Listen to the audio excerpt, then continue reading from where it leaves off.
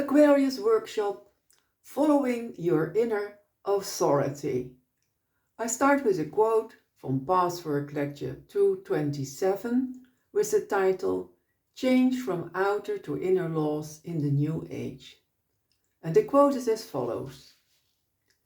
Only who has overcome his rebellion against authority because he is his own inner authority, because he has that honesty, can be free. That means embracing change. Each issue requires a changed, new, different, very moving and flexible approach. What may appear as a similar situation that required a certain approach may in fact be quite different and require an entirely new approach. So freedom is completely dependent on your ability to change. End of quote from Password Lecture 227. Throughout our lives we will have to deal with human authorities, but only when we are emotionally mature and follow our inner authority, we know whether a human authority is trustworthy or not. Like the New Age person who in every situation has the positive intention and the flexibility to follow his or her inner authority of love, truth, and unity with his will, his thinking and feeling. This constructive attitude is the basis for a life on a physical, mental, emotional, and spiritual level of happiness, health, wealth, abundance, fulfillment and security, and the consciousness of eternal life. This person follows only human authorities who are autonomous, people like him, and follow the inner impulse of their soul to put God above all and who have no need to abuse their power. The emotionally immature person chooses unconsciously for self-betrayal and prefers to listen to the dualistic lower self voices than to the voice of the divine self. This person wants to remain a child and projects substitute parents onto everyone. Therefore, it longs for strong authorities, Superman, who allow everything, give everything that the inner child blindly craves, who forbid nothing and promise to take away all the difficulties of life. This slavish, immature attitude of not wanting to bear self-responsibility for one's own life leads to either a submissive attitude or to continuous resistance against authorities out of fear, rigidity and distrust. This causes guilt, pain, inferiority, confusion and self-punishment. In this workshop you will explore with a loving curiosity 3 themes of the Password Lectures regarding following our inner authority. The first theme: letting go of the duality of law upholder and law breaker.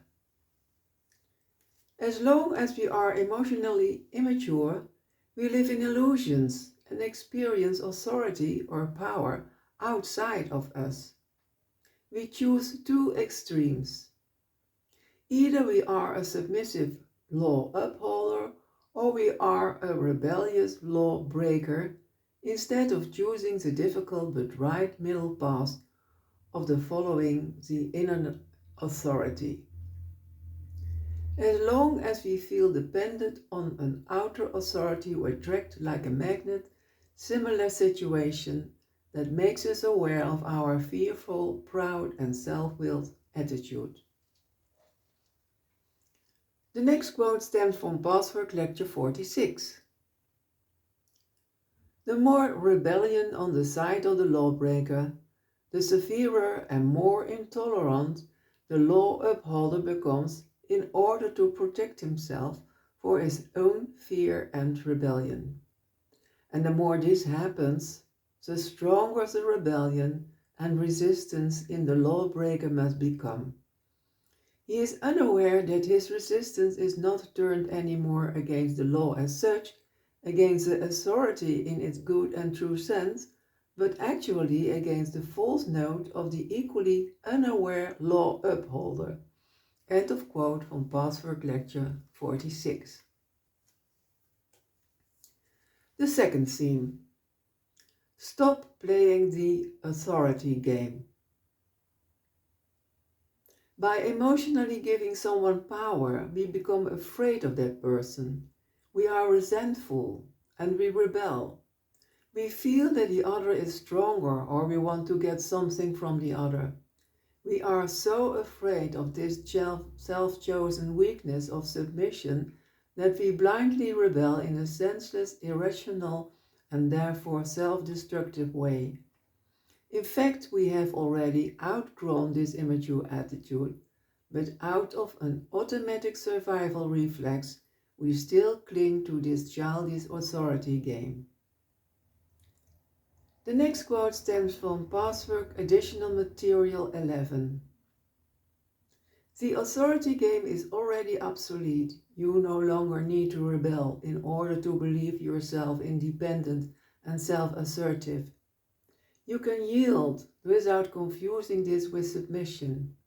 You do have the independence and integrity of your own higher God self, your real being, to consciously determine, here I yield because it makes sense, or here I say no because this is the truth of the matter.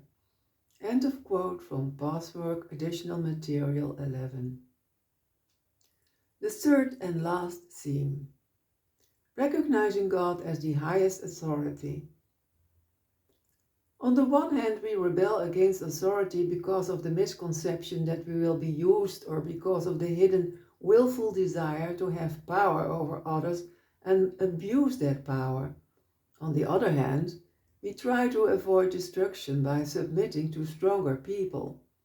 Both immature attitudes arise from misconceptions and a distorted perception of reality. Only surrender to God allows us to make the distinction and act maturely without inner conflict.